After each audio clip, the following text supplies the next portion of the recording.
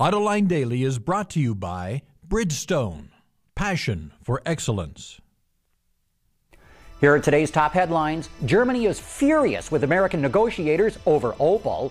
2 more big American suppliers file for bankruptcy, and the EU says the car companies have cut out too much capacity. Up next, we'll be back with the news behind the headlines.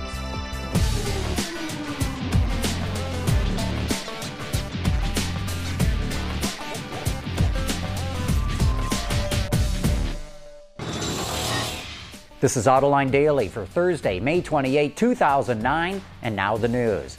Well, we were supposed to learn yesterday who would end up getting Opel, but talks broke down, and the AFP reports that German negotiators are angry with their American counterparts. Germany's finance minister, Peer Steinbrück, said that at the last minute, GM and U.S. negotiators demanded another 300 million euros to keep Opel in business before GM presumably files for bankruptcy. Steinbrück said the demand for the extra money was an unpleasant surprise, and he characterized it as a scandalous bargaining tactic. You know, we've been saying all along that the supplier community would be the next shoe to fall in this global automotive meltdown, and now it's starting. Visteon and Metaldyne, 2 large automotive suppliers, just filed for Chapter 11 bankruptcy. But according to Reuters, this only includes their U.S. operations. And it noted that Ford will provide financing to Visteon to help get it through bankruptcy, and that 2 private equity firms are interested in buying some of Metaldyne's assets. Since the global automotive economy tanked, automakers around the world have been cutting their manufacturing capacity to keep in step with lower demand for new vehicles. Now, Wards reports that the European Economic and Social Committee is warning car companies not to cut too much. The EU is concerned that when the economy stabilizes, there could be an undercapacity situation, which could lead to an increase in new vehicle imports. UK car magazine Auto Express is reporting that rumors of Lexus canceling its LFA supercar have been exaggerated. Apparently, the car was not canned. Instead, engineers were not happy with its 199-mile-an-hour top speed and needed more time to tweak the aerodynamics and engine. Now it reportedly tops a truly super 218 miles an hour. The magazine also claims the LFA will look very different from the prototypes seen testing on the Nürburgring. The car features a 4.8-liter V10 that's good for 550-plus horsepower. Look for it to debut in October at the Tokyo Motor Show. Former GM Vice President Mark McNabb will take over as president and CEO of Maserati's North American operations. According to the Detroit News, McNabb resigned last week from his position as VP of Hummer, Saab, and the Cadillac brands to spend more time with his family in New Jersey, which also happens to be the location of Maserati's North American headquarters. To help curb its reliance on imported oil, China's drafting fuel economy standards tougher than those enacted by the Obama administration last week. According to the New York Times, China plans to boost fuel economy for passenger vehicles 18% by 2015.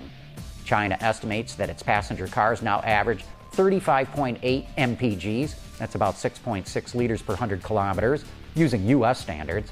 And with the new rule, that would bump up to 42.2 mpgs, or 5.6 liters per 100 clicks. Midsize and compact vehicles face the highest increases, while subcompacts face the lowest increases. Hey, coming up next, let's take a preview of this week's episode of Autoline Detroit.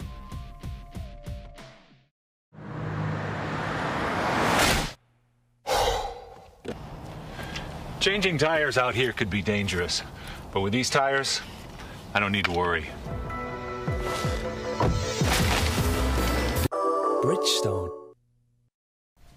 My guest on this week's edition of Autoline is Mark Fields, Ford's president of the Americas. Also joining me in the studio is Gene Jennings, editor-in-chief of Automobile Magazine, and Bryce Hoffman of the Detroit News. In the following preview, Mark talks about some of the benefits of the upcoming U.S. Cash for Clunkers program. Well, I think the most important thing that we can do as a country right now is give confidence back to consumers. That's the biggest issue that's facing not only the general economy, but also the auto industry. 3-4 months ago, it was all about financing, and clearly In some pockets, that's still an issue, but for the most part, right now, it's about confidence. And when you look at the fleet modernization program, and as you mentioned, it's kind of working its way through Congress, I think there's let's call it 10-15% of the population of those cars out there.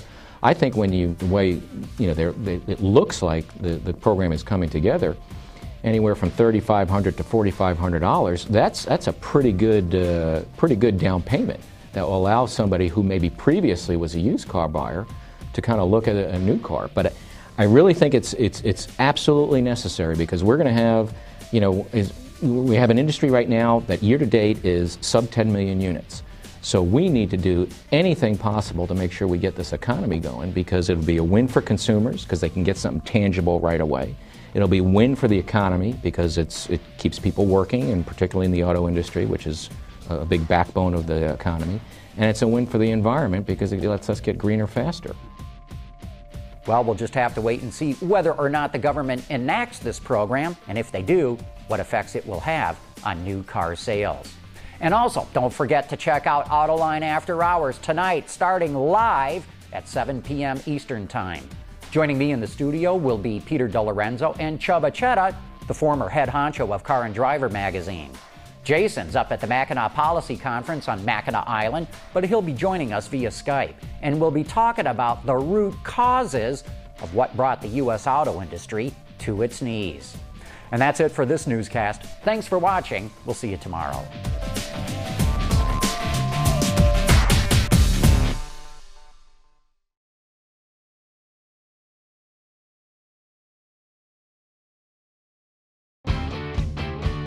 Visit our website for even more great content all week long. Autoline Extra, Dawn's Journal, podcasts, and even more. So click over and get the inside view at AutolineDetroit.tv.